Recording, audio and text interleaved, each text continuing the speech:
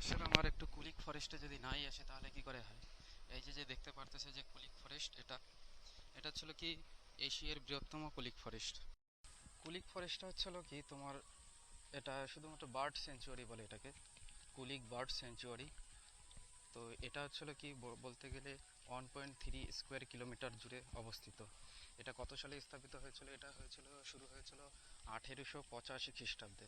যেটা কন্ট্রোল করে যে ডিপার্টমেন্ট, সেটা হচ্ছিল কি forest department of West Bengal. তো দেখি আলাদাই একটা আরাম। তো এখানে বৃষ্টির পরে যখন আসা, তো রাস্তাগুলো সব ভেজা ভেজা। তো যাই হোক, আমি নাকি শুনছিলাম এখানে নাকি অনেক সাপ টাপ থাকে, অজগর টজগর সাপগুলো থাকে। তো তাদেরকে তো কিছু দেখতেই পারতেছি না। তো যাই হোক, নাও দেখতে পেলেও ভালো, কারণ আমার সাপের ভীষণ ভয় লাগে। এটা হচ্ছিল কি একটা রাস্তা, এই যে এই রাস্তাটা একটা এদিকে গিয়েছে, তারপরে আরেকটা এইদিকে গিয়েছে। তো চলো দেখি এদিকে যাওয়া যাক। ওইদিকে তারপরে একটা টাওয়ার রয়েছে, ওই যে একটা টাওয়ার রয়েছে ওইদিকে, তোমরা দেখতে পাবে না, গাছের আড়াল রয়েছে। তো দেখি এদিকে গিয়ে দেখি, মানে আলাদাই একটা জঙ্গল, ছোটোখাটো একটা ফরেস্টের মতন। তো যেটা দেখে মনটাও ভালো লাগে। এখানে বলতে গেলে বিশেষ করে কোনো কিছু নেই, মানে অনেক কিছুই রয়েছে, শুধু পাখির জন্য বিখ্যাত। তো পাখিগুলো এখন আসতেছে না, বিশেষ করে শীতকালের দিকে পাখিগুলো এইখানে বেশিরভাগ দেখা যায়। ঠিক আছে, তো এইখানে অনেকই জঙ্গল, আমার ভয়ও লাগতেছে, একা একা আছি, কি জানি কি হবে, কোনো সাপ টাপ যদি চলে আসে আমি তো দৌড়ে পালাবো। আর এইখানে বিশেষ করে কাপলগুলো ঘুরতে আসে। ঠিক আছে, এই যে একটা গাছ, গাছটার নাম লেখা আছে, এই যে এটা কি গাছ দেখে নাও, গাছটার নাম লেখা আছে, অনেক দূর পর্যন্ত গিয়েছে গাছটা। এখানে একটা বসারও জায়গা আছে, হয়তো আরাম টারাম করার জন্য। তার ওই পাশে একটা বর্ডার দেওয়া আছে, কি আছে জানি না। অর্থাৎ বন্ধুরা, যাদের জঙ্গল সাফারি ভালো লাগে তারা এখানে আসতে পারো, কোনো সমস্যা নেই। একদম সুন্দর মনোরম একটা জায়গা। পাখি তো দেখাই যাচ্ছে না।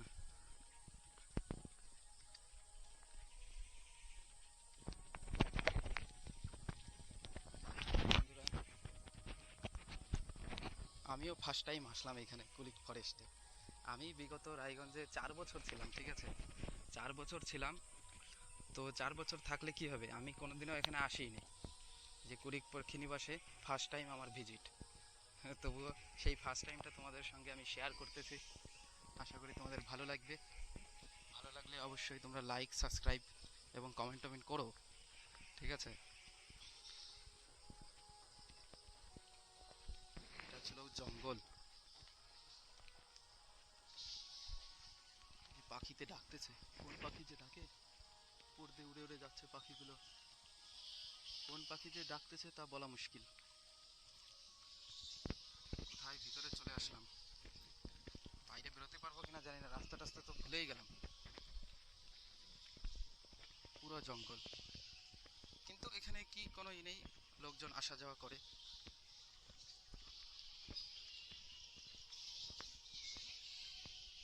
এই তো পাখিগুলো রয়েছে, এই যে এইখানে ওই যে উপর দিয়ে উড়ে বেড়াচ্ছে। কিসে ডাকে, ভয়ও লাগে, একা একা আমি, আশেপাশে আমার কেউ নেই, কেউ নেই আশেপাশে আমার। শিউরে উঠতেছে মনটা। এই যে দেখো বন্ধুরা, বাদুড়গুলো রয়েছে, ব্যাট, ব্যাটগুলো এইখানে ঝুলে আছে এই গাছে, দেখতে পাচ্ছ।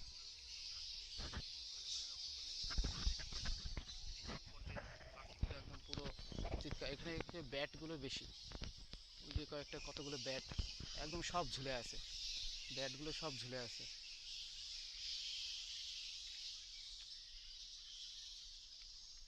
তো চলো আরেকটু আগে যাই, জানি না সামনে কি হবে।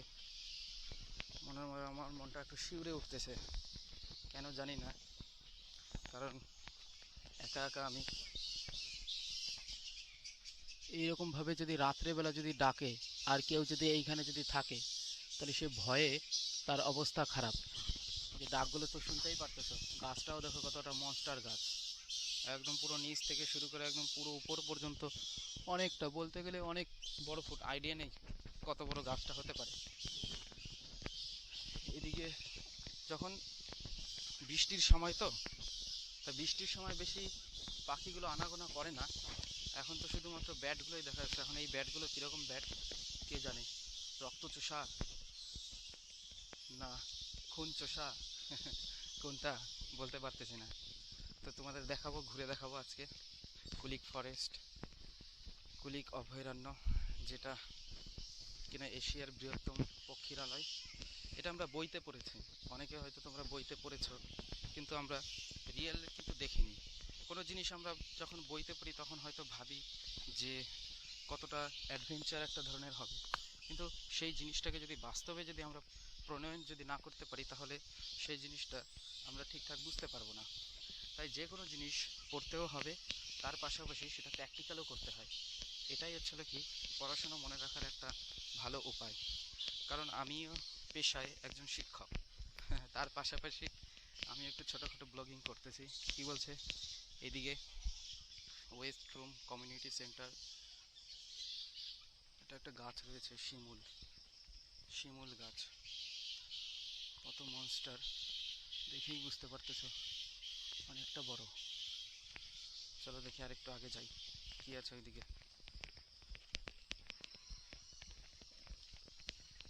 এখানে টাওয়ার, দেখি টাওয়ারের উপরে উঠতে হবে, ওখানে কত লোকজনগুলো বসে আছে।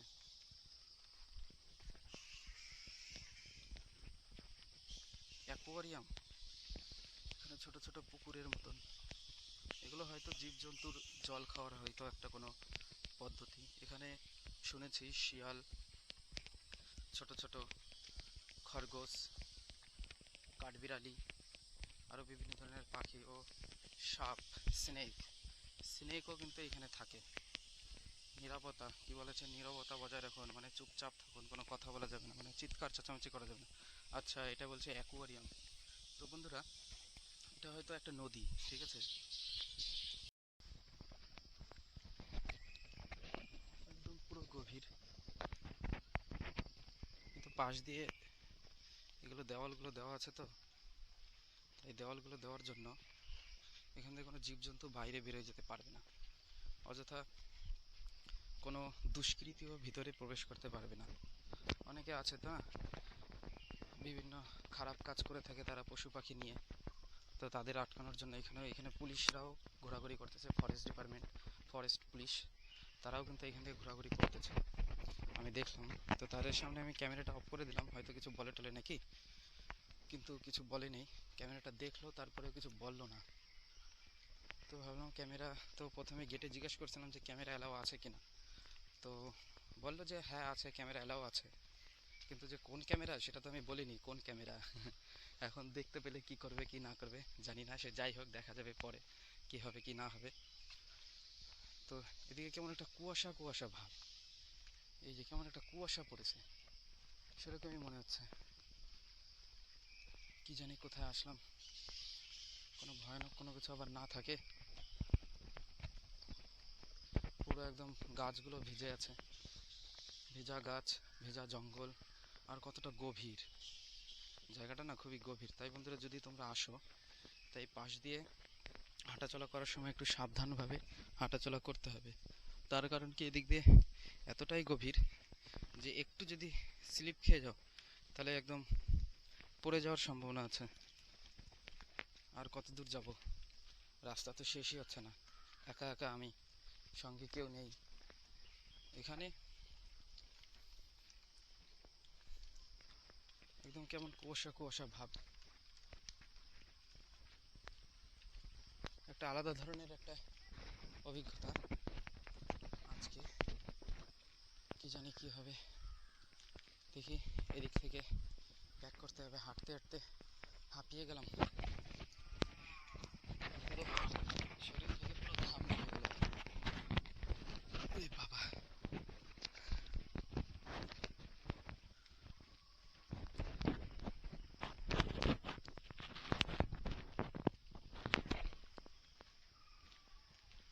পিঠে আবার একটা ব্যাগ, কিন্তু দেখো একটা জিনিস, এটা দেখো কি, একদম পুরো হেঁটে হেঁটে যাচ্ছে একা একা আমার মতনই। চল ভাই তুই থাক তাহলে, এই দিক থেকে সূর্যের আলোটা আসতেছে, যা লাগতেছে না বন্ধুরা, একদম অমায়িক অমায়িক লাগতেছে, অমায়িক একদম। পুরো দেখায় না যে যদি কোনো ভূত টুত আসার আগে এরকম একটা আলোর মতন আলোর ছটা পড়ে। তো এই যে দেখতে পারতেছে এই আলোর ছটাটা এই যে এইখানে পড়ছে, একদম সুন্দর দেখে একটা অমায়িক মতন দৃশ্যের মতন মনে হচ্ছে, একটা অমায়িক দৃশ্য। তো বন্ধুরা আর ওইদিকে যাব না, ওইদিকে আরও রাস্তা শেষ, এদিক থেকে ডান সাইড দিয়ে চলে গিয়েছে রাস্তা। আর এই জায়গাটা দেখো একদম পুরো খতরনাক, কি গভীর, পুরো গভীর একদম। তো ওদিক থেকে কারা যেন আসতেছে, তো যাই হোক ওদিকে যাব না আর, ওদিকে রাস্তা শেষ। তো এই পাশে ডান সাইড দিয়ে আবার একটা রাস্তা গিয়েছে, তো ওদিকে যাবো না, এখান থেকে ব্যাক করব, টার্ন ব্যাক। এখন যাচ্ছি দেখি ওদিকে সামনে বলে নাকি একটা টাওয়ার আছে, সেই টাওয়ারটার উপরে উঠতে হবে। দেখা যাক সেই টাওয়ারটা উঠে দৃশ্যটা কেমন মনে হয়। তো এখানে আসার সময় দেখলাম কতগুলো লোকজন আছে, তো আমিও সেখানে একটু গিয়ে দেখি তারাও কি দেখতেছে। না, যে কোনো জঙ্গলের উপরে যদি একটা কোনো টাওয়ার যদি থাকে, সেই টাওয়ারের উপরে দৃশ্যটা দেখে একদম আলাদাই একটা আনন্দ মনে হবে। আর এদিকে সূর্যের আলোটা এসে ফরেস্টের যে ভিউ, অর্থাৎ আসল যে জঙ্গল অর্থাৎ প্রকৃতি, যে সৌন্দর্যটা আরও বাড়িয়ে তুলতেছে। কারণ জঙ্গলের ভিতরে সব জায়গায় কিন্তু আলো আসতে পারে না, কারণ জঙ্গলটা পুরো ঘন থাকে। তো এই যে গাছপালা পুরো ভালোই ঘন আছে গাছপালাটা, যার কারণে এখান থেকে আলো ঠিকঠাক আসতে পারে না, তার জন্য নিচের জায়গাগুলো শুকায় না ঠিকঠাক। তো এখানে দেখো অনেক লোকজন টোকজন আছে, বিভিন্ন কপাল।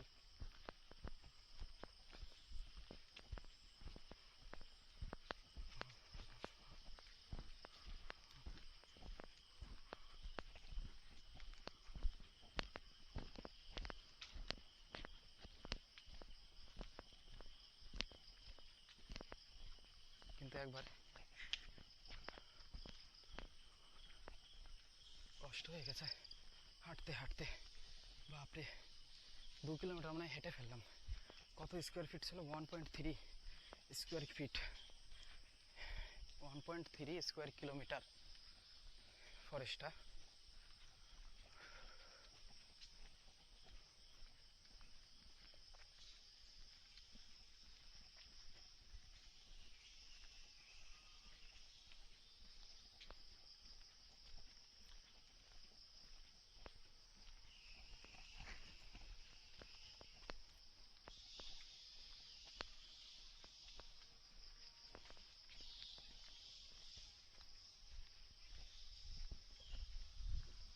এইখানে দুইটা রাস্তা গিয়েছে, একটা একটা হলো এইদিকে যাওয়ার রাস্তা, আরেকটা হচ্ছিল কি এইদিকে যাওয়ার রাস্তা। অর্থাৎ এই যে মাঝখানে এটা হচ্ছিল 3 রাস্তার মতন একটা, এটা হলো একটা 3 রাস্তার মতন, যার এইদিকে একটা রাস্তা, এইদিকে একটা রাস্তা, আবার এইদিকে একটা রাস্তা, মানে 3 রাস্তা। তো 3 রাস্তার এদিক দিয়ে একটা আমার পিছনের দিকে আমি যেখান থেকে আসলাম সেদিকে চলে গেল, এটা চলে গেলো ওইদিকে, আর এটা চলে গেছে এইদিকে। তো এইদিকে সামনে একটা রয়েছে।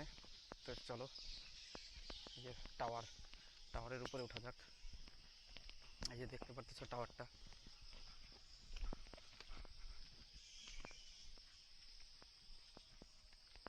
Watch tower 2।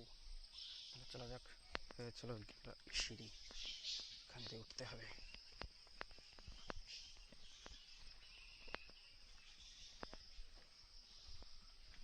এই হলো সিঁড়ি, দিয়ে উঠতে হবে।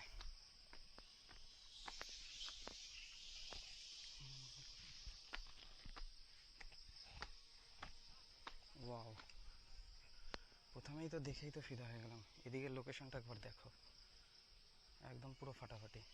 তারপরে আরও সিঁড়ি রয়েছে, আরও উপরে ওঠা যাবে। এদিক থেকে এরকম দেখাচ্ছে, এটা বন্ধ আছে। ও, এই যে নদীটা, এটা সম্ভবত কুলিক নদী। এদিকে আবার একটা ঝিলের মতন রয়েছে। তো টাওয়ারটা আরও উঁচু আছে, চলো দেখা যাক কত উঁচু আছে দেখব। আমাদের সিঁড়ি দিয়ে দিয়ে উঠতে হচ্ছে। তো টিকিট 40 টাকা টিকিট পার হেড, ব্যাস এই পর্যন্ত, তারপরে আর নেই। এখান দিয়ে ভিউটা অতটা অতটা উঁচু না, জাস্ট জঙ্গলের অর্ধেকটা পর্যন্ত উপরে উঠছে, তার উপরে নেই। এখানে কমপক্ষে যতটা এরিয়া, কমপক্ষে 30 জন লোক একদম পুরো আরামসে দাঁড়িয়ে ভিউ এনজয় করতে পারবে।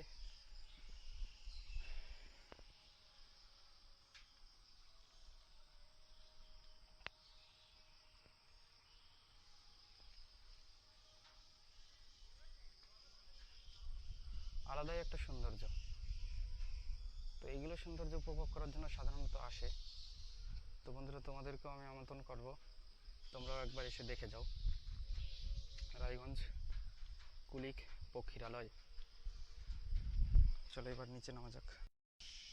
তো বন্ধুরা, এই যে আরেকটা আর কি পথ, জানি না এটা কোথায় গেছে, তবু এগিয়ে যাচ্ছি। কোথায় গেছে এখন গিয়ে দেখি।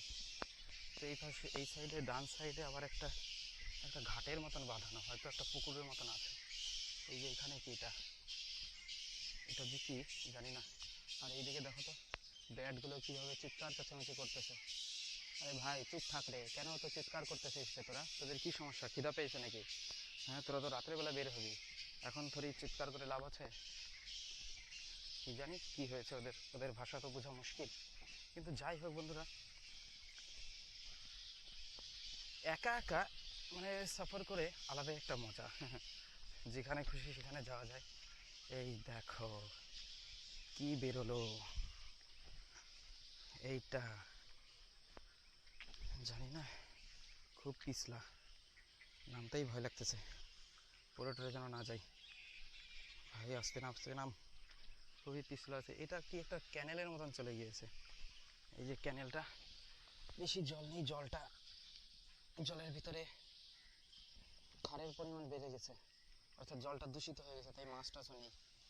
জলটা সবুজ হয়ে গেছে, অ্যালগাম ব্লু জমে গিয়েছে, কারণ যে হারে আমাদের পরিবেশটা দূষণ হচ্ছে। আর এইদিকে এই যে পাখিগুলো বসে আছে, এই যে দেখতে পারতেছো কিনা, এই যে পাখিগুলো উড়ে উড়ে আসতেছে, এই যে পাখিগুলো বসে আছে সব, এই যে গাছের উপর পাখিগুলো সব বসে আছে। এই যে এইখানে এই গাছটার উপরে বাসা আছে, ওই যে পাখিগুলো বসে আছে। এই যে বন্ধুরা পাখিগুলো বসে আছে, এই যে কয়েকটা পাখি, এখানে কয়টা আছে, অনেকগুলোই বসে আছে। তো এই যে উপর দিয়ে আবার উড়াউড়ি করতেছে। এই যে এই গাছটার এইখান দিয়েই পাখিগুলো রয়েছে, এই যে ওদিক দিয়ে পাখিগুলো উড়তেছে। এগুলো পাখি সেই মধ্য এশিয়া থেকে উড়ে উড়ে আসে, অনেক দূর দূরান্ত থেকে উড়ে এসে তারা এইখানে এসে আর কি ঘুরতে আসে। ওরাও, আমরা যেরকম ঘুরতে যাই ওরাও ঘুরতে যায়। তাই বন্ধুরা, এদের কিন্তু বাড়ি কিন্তু পুরো এই পৃথিবীটাই, তাই এদেরকে সংরক্ষণ করে রাখার দায়িত্বও কিন্তু আমাদের। তাই সবার কাছে রিকোয়েস্ট যে অযথা পাখিগুলোর আশ্রয় স্থানগুলো নষ্ট করো না, যতদূর সম্ভব গাছ লাগাও, গাছ লাগিয়ে এদের বাড়িঘরগুলো আরও সৌন্দর্য করে তোলো, সংরক্ষণ করার চেষ্টা করো। এই যে কে একটা উড়ে আসে রে ভাই, কাশ তোদের মতন উড়তে পারতাম, তাহলে তোদের সঙ্গেও দেখা সাক্ষাৎ করতাম। এটা যে কোন পাখি বন্ধুরা আমি বলতে পারতেছি না। এখান থেকে যাওয়া যাক এবার।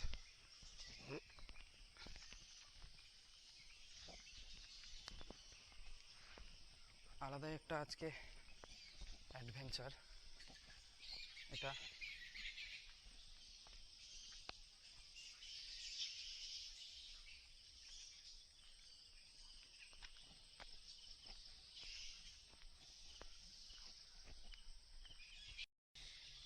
জানি না কোথায় আসলাম, যে পাখিগুলো ডাকতেছে।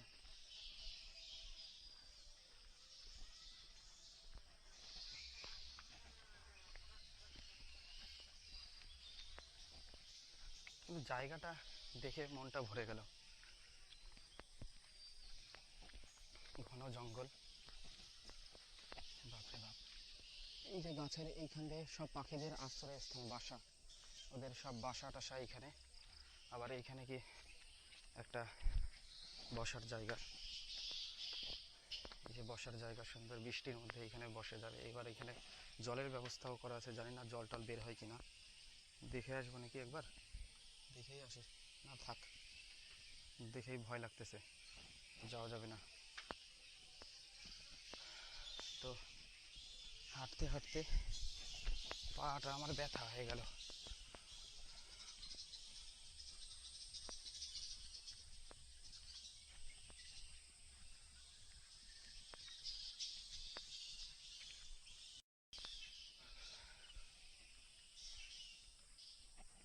সুন্দর একটা জায়গা, ওয়াও। যেরকম এই যে সূর্যের আলোটা কি সুন্দরভাবে আসতেছে, দেখে একদম মনটা ভরে যায়।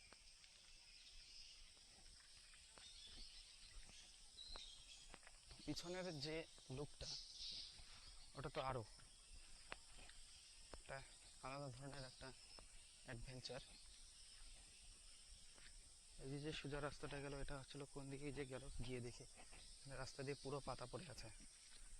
আর এদিকেও একটা অ্যাকোয়ারিয়াম, তো এখানে পুরো পাতা টাতা পড়ে আছে।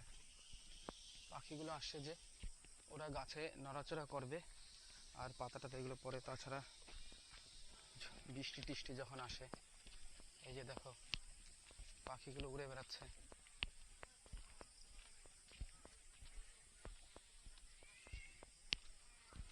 এই যে বাপরে, ওরা মারপিট করতেছে, পাখিগুলো করতেছে মারপিট। তাহলে দেখো এদের বসবাস করার একটা আলাদা একটা, দেখেই মনটা ভরে যায়। এরা কিভাবে কিভাবে নিজেদের মধ্যে কমিউনিকেশন করে তা ওরাই জানে। জাস্ট ওদের ভাষাটা যদি বুঝতে পারতাম তাহলে হয়তো নিজেকে ধন্য মনে করতাম, কিন্তু দুর্ভাগ্যবশত ওদের ভাষাটা বোঝা মুশকিল। তো যাই হোক, চলো এখান থেকে এখন যাওয়া যাক। অনেক বন্ধ, 5টা পর্যন্ত খোলা। এখন কটা বাজে? 5টা পর্যন্ত খোলা থাকে, তারপরে বন্ধ হয়ে যায়। এখন বাজে 4টা 42, মানে বন্ধ হয়ে যাবে। তাহলে এখনও বেরোনো যাক এখান থেকে। এখানে কি কি পাখিগুলো আসে, সেই পাখিগুলোর একটা লিস্ট এখানে দেওয়া আছে, দেখে নাও।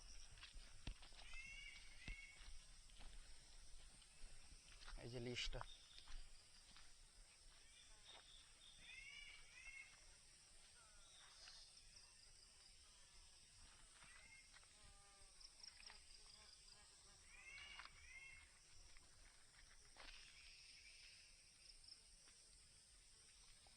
এটা ছিল লিস্ট।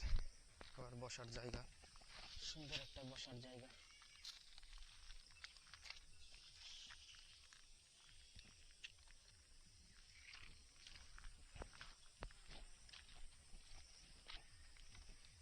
এই রাস্তাটা কতটা ডেঞ্জারাস।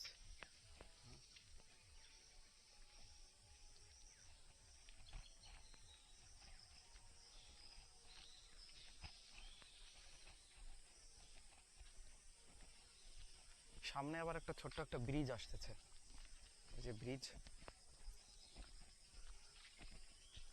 কত সুন্দর একটা ব্রিজ। ব্রিজটা ম্যান মেড ব্রিজ, হাতে তৈরি। কত সুন্দর লুক দিয়েছে ব্রিজটাকে, মনে হচ্ছে যে অরিজিনাল ভাবে তৈরি করা। এই যে ব্রিজের ভিতর দিয়ে যাচ্ছে, সুন্দর দেখতে।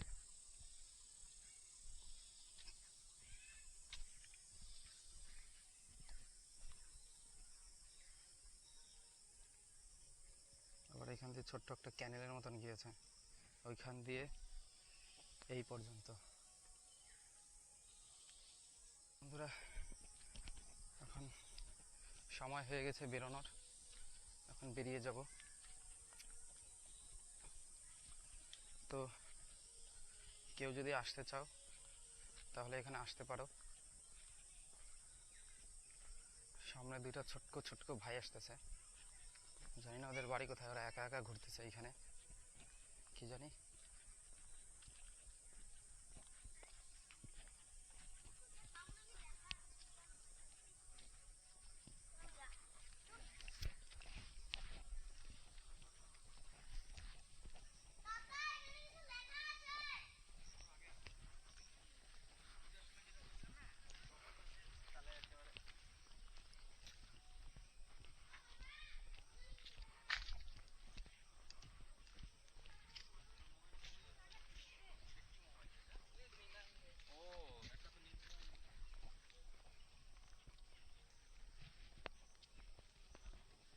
এখানে বিভিন্ন জায়গার থেকে টুরিস্টরাও আসতে থাকে। এই টুরিস্টরা আসে, আসার পর টিকিট কাটে, টিকিট কাটার সেই অর্থ দিয়েই আর কি এখানকার যে স্থানীয় কর্মচারী তাদেরকে তাদের পারিশ্রমিক দেওয়া হয়। কিন্তু এই জায়গাটা দেখো কতটা সুন্দর লাগতেছে, একটা সূর্যের আলোটা একদম পুরো গাছের ফাঁকা দিয়ে আসছে, ফাঁকা দিয়ে আসার পরে একদম তার রশ্মিটা একদম সুন্দরভাবে একদম রের মতন চলে আসছে, পুরো একদম আলাদা একটা নাজারা।